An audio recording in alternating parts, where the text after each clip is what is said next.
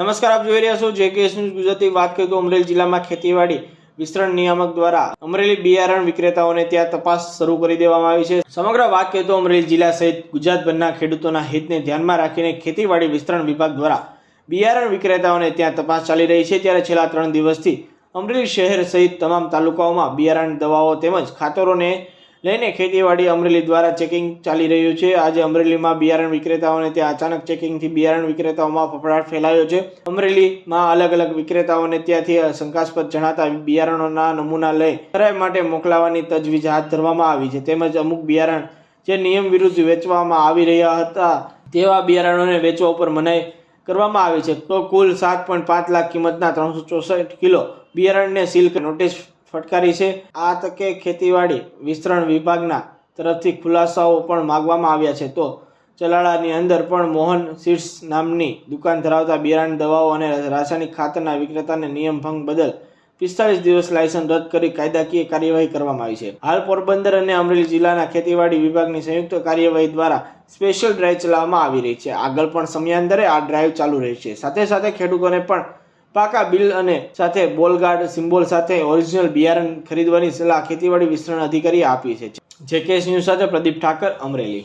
એચ.એ. ત્રિવેદી, નાયબ ખેતીનિયામક વિસ્તરણ, પોરબંદર।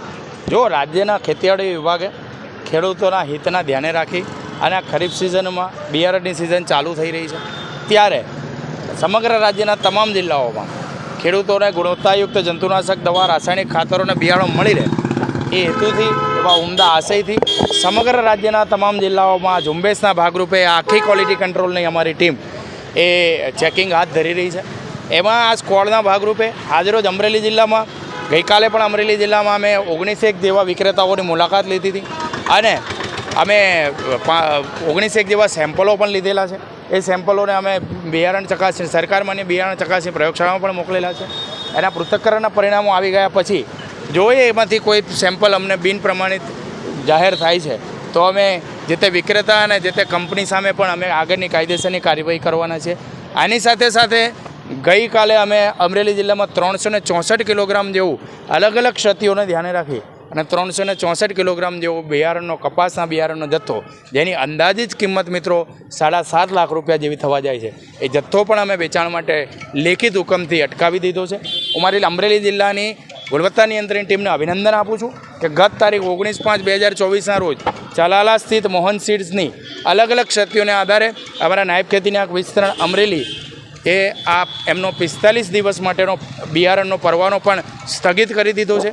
આથી આ પેઢી આગામી 45 દિવસ સુધી બિયારણ વેચાણ માટે પ્રદર્શિત, વેચાણ માટે સંગ્રહ કે વેચાણ માટે હેરફેર પણ નહીં કરી શકે। સાથે સાથે આજે પણ અમારી ટીમ આ સમગ્ર કામગીરીમાં જિલ્લાના તમામ તાલુકાઓમાં કાર્યરત છે। આજે પણ અમે લગભગ સવારથી અત્યાર સુધીમાં લગભગ 1.5 લાખ રૂપિયાનો કપાસના બિયારણનો જથ્થો અલગ અલગ ક્ષતિઓના કારણે અટકાવી દીધેલો છે અને શંકાસ્પદ તરીકે નમૂના લઈ અને આજે પણ અમે નમૂના સરકારમાંની બીજ ચકાસણી પ્રયોગશાળામાં મોકલી આપેલા છે। તમામ ખેડૂત અમરેલી જિલ્લાના તમામ ખેડૂત મિત્રોને મારી આગ્રહપૂર્વકની નમ્ર વિનંતી છે કે આપ જ્યારે પણ બિયારણ, ખાતર કે દવા ખરીદ કરવા જાઓ ત્યારે અધિકૃત વિક્રેતા પાસેથી ખરીદી કરો, પાકા બિલથી ખરીદી કરો અને કોઈ એવા લેભાગુ તત્વો પાસેથી ખરીદી ન કરતા અધિકૃત વિક્રેતા પાસેથી ખરીદી કરો। અમારા જિલ્લાના તમામ વિક્રેતા મિત્રોને પણ, અમારા લાયસન્સ હોલ્ડર વિક્રેતા મિત્રોને પણ મારી નમ્ર અપીલ છે કે આવો ખેડૂતની ખેતીને સમૃદ્ધ બનાવવા માટે આપણે સૌ સાથે રહી આપણા ખેડૂતોને ગુણવત્તાયુક્ત દવા, ખાતર અને બિયારણ મળી રહે એ દિશામાં આપણે પ્રયત્ન કરી ખેડૂતોને ગુણવત્તાયુક્ત ઇનપુટ આપી અને એની ખેતી સમૃદ્ધ બનાવવા માટે સાથે રહી સહભાગી થઈ અને આપણે કાર્ય કરીએ। આ ચેકિંગ સમયાંતરે ચાલુ જ રહેવાનું છે।